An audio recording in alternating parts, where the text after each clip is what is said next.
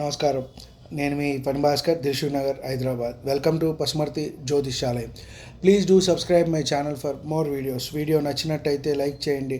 మీ బంధుమిత్రుల శ్రేయోభిలాషులకి కూడా షేర్ చేయండి. వారికి కూడా ఎంతో కొంత ఉపయోగకరంగా ఉంటుంది.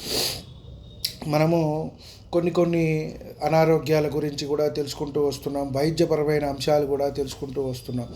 అన్ని రోగాలు అందరికీ వస్తాయా అంటే కొంతమందికే వస్తూ ఉంటాయి. ఎవరెవరికి ఏ రోగాలు వస్తాయి అనేది వారి లగ్నాత్తు వారి రాశి చక్రాన్ని బట్టి మనం చెప్పవచ్చు. కానీ ఓవరాల్గా మనం చూసుకున్నట్టయితే మేష లగ్నం వారికి, మేషరాశి వారికి ఏ అనారోగ్యాలు కలగవచ్చు, అలాగే మీనరాశి వారికి ఏ అనారోగ్యాలు కలగవచ్చు, కన్యారాశి వారికి అనే అంశాన్ని మనం తెలుసుకునే ప్రయత్నం చేయవచ్చు. ముఖ్యంగా ఈ వీడియోలో మనము మేషం వారికి ఏ అనారోగ్యాలు కలగవచ్చు అని చెప్పని మనం తెలుసుకునే ప్రయత్నం చేద్దాం. వీరు ఆందోళన అనేది ఎక్కువగా చెందుతూ ఉంటారు. మనోవ్యాకులత, అలాగే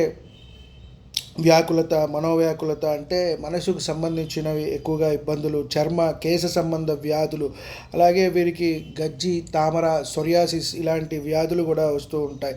అంటే నరాలకి సంబంధించిన వ్యాధులు, కొంతమంది మూర్ఛ వ్యాధులు కూడా వీరికి వస్తూ ఉంటాయి.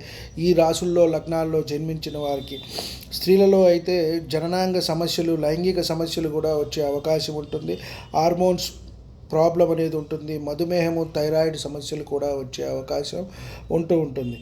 అంటే మనం తీసుకోవచ్చు, మధుమేహం ఇవాళ రేపు అందరికీ ఇండియాలో సగం మందికి వచ్చేసింది కదండి అని. సగం మందికి వచ్చిన ఈ లగ్నాలు, రాశులు, కారకత్వాల వల్లే కొంత అవి హెచ్చుతగ్గులు అవటము, తగ్గటము, పెరగటము అనేది కూడా కలుగుతుంది. ఇక్కడ వీరికి కుజుడు ఆధిపత్యం వహిస్తారు. లగ్న అష్టమాధిపత్యం వల్ల వీరికి ఈ అనారోగ్యాలు వచ్చే అవకాశం ఉంటుంది అని మనం చెప్పవచ్చు.